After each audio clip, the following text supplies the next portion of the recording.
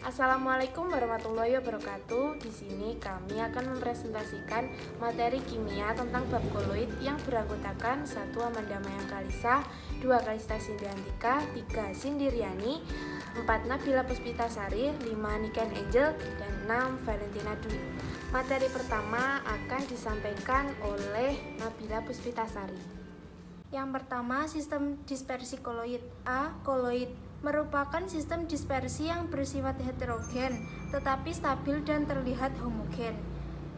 B. Sistem dispersi adalah campuran antara fase terdispersi dengan medium pendispersian yang bercampur secara merata. Sistem dispersi dibedakan menjadi 3, yaitu dispersi kasar atau suspensi, dispersi halus atau larutan, dan dispersi koloid. Berikut penjelasannya. 1. Dispersi kasar. Ini juga dapat disebut juga suspensi. Suspensi ini ialah sebuah campuran heterogen antara tahap terdispersi serta medium pendispersi. 2. Dispersi halus. Ini juga disebut ialah sebagai solusi nyata atau juga dispersi molekuler. Di dalam larutan nyata, campuran homogen tersebut terbentuk disebabkan karena fase larva ini terdispersi terhadap media pendispersi. 3. Dispersi koloid. Ini ialah sebuah sistem dispersi antara dispersi halus serta kasar. Campuran di dalam sebuah fase terdispersi itu dengan media pendispersi di dalam koloid tampak homogen. Sistem koloid merupakan sistem dispersi yang terdiri atas 2 fase zat heterogen, baik fase terdispersi maupun medium pendispersinya dapat berwujud padat, cair, dan gas. Berikut tabelnya. Saya akan melanjutkan presentasi dari Nabila Puspitasari. Berdasarkan pengelompokan sistem koloid, ada 4 kelompok tipe koloid, yaitu sol, aerosol, emulsi, dan busa. Yang pertama, koloid tipe sol. Sol padat adalah sistem koloid dengan fase terdispersi padat dalam medium pendispersi padat. Contohnya, kaca berwarna dan batu mulia. Sedangkan sol cair adalah sistem koloid dengan fase terdispersi padat dalam medium pendispersi cair. Contohnya, cat kuku atau kuteks. Yang kedua, koloid tipe aerosol. Aerosol padat adalah sistem koloid dengan fase terdispersi padat dalam medium pendispersi gas. Contohnya, asap emisi pabrik industri. Sedangkan aerosol cair adalah koloid yang tersusun atas fase terdispersi cair dalam medium pendispersi gas. Contohnya, kabut. Yang ketiga, koloid tipe emulsi. Koloid tipe emulsi dibagi menjadi 2, yaitu emulsi cair dan padat. Emulsi padat tersusun atas fase terdispersi cair dalam medium pendispersi cair, sedangkan emulsi cair tersusun atas fase terdispersi cair dalam medium pendispersi air. Yang keempat, koloid tipe busa. Busa adalah sistem koloid dengan fase terdispersi gas dalam medium pendispersi cair atau padat. Contoh busa cair yaitu buih sabun dan krim kocok. Sedangkan busa padat terjadi apabila fase gas terdispersi dalam medium padat, misalnya batu apung.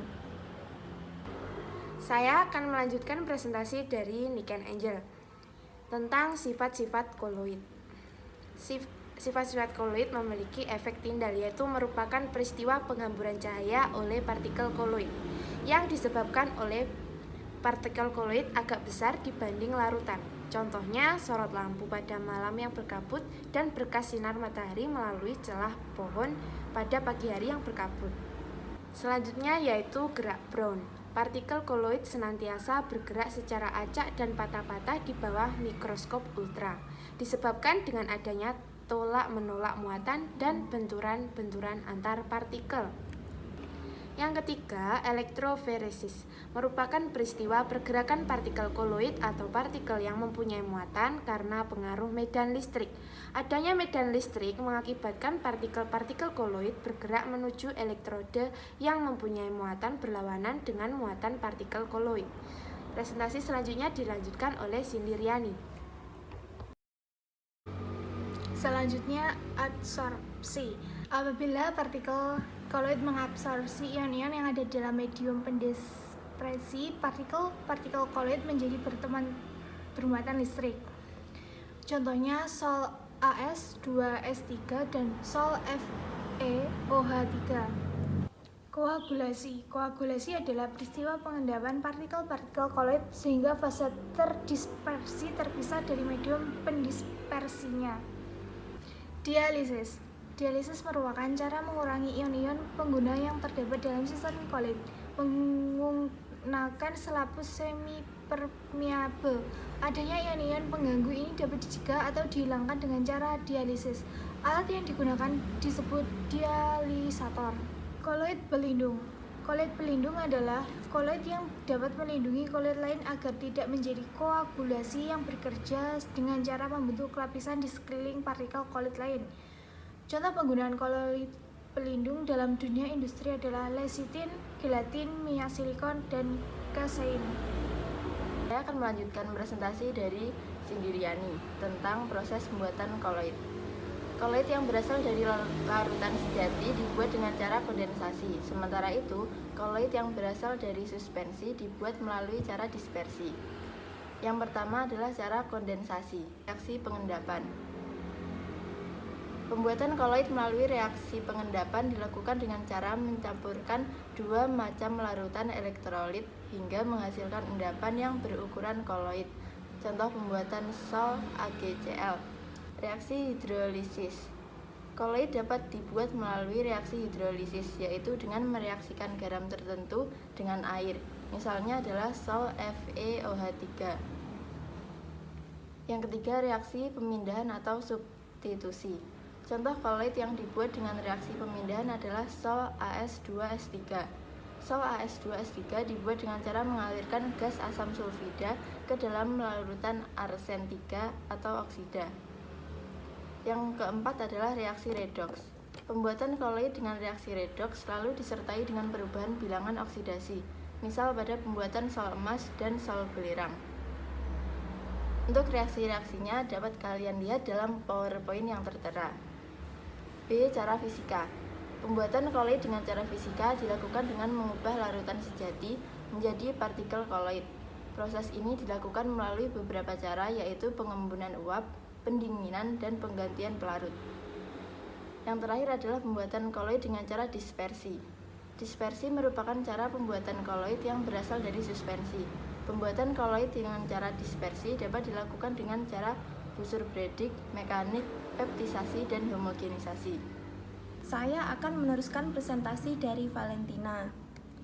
Yang keempat, penerapan koloid dalam kehidupan sehari-hari dan industri.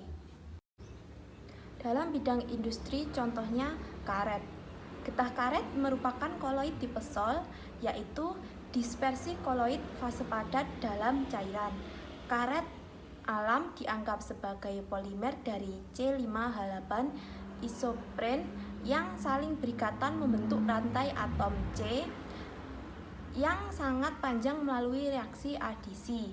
Karet diperoleh dengan cara mengkoagulasikan getah karet dengan asam formiat HCOOH atau asam asetat CH3COOH. Yang kedua, cat. Cat merupakan koloid tipe cair. Dalam pembuatan cat, partikel padat didispersikan dalam suatu pelarut zat cair agar kestabilan cat tetap terjaga dan bahan-bahan yang didispersikan tidak menggumpal atau mengendap ke dalam cat ditambah emulgator. Yang ketiga, pemutihan gula. Gula tebu yang masih berwarna kecoklatan dapat diputihkan. Gula dilarutkan ke dalam air yang dialirkan melalui sistem koloid tanah diatom atau karbon. Partikel koloid tersebut akan mengabsorpsi zat warna dari gula tebu sehingga menjadi warna putih. Yang keempat, susu atau santan. Susu dan santan merupakan sistem koloid di bidang makanan. Susu dan santan termasuk emulsi lemak dalam air. Emulsi cair biasanya distabilkan oleh emulgator. Contoh kasein dalam susu. 5. Di dalam farmasi. Prinsip koloid diterapkan saat mengobati sakit perut akibat bakteri patogen dengan norit. Sakit perut dapat terjadi jika terdapat gas yang terjebak dalam sistem pencernaan. Keenam, bidang kosmetik. Bahan-bahan kosmetik hampir 90% dibuat dalam bentuk koloid. Bahan terbentuk koloid mempunyai beberapa kelebihan sebagai berikut. Beberapa tipe koloid yang digunakan dalam kosmetik sebagai berikut. Yang pertama, sol padat, contoh lipstik dan pensil alis. Yang kedua, sol cair, contoh cat kuku, masker, dan maskara. Yang ketiga, emulsi, contoh pembersih muka. Sekian presentasi dari kelompok kami. Apabila ada kurang lebihnya mohon maaf. Wassalamualaikum warahmatullahi wabarakatuh.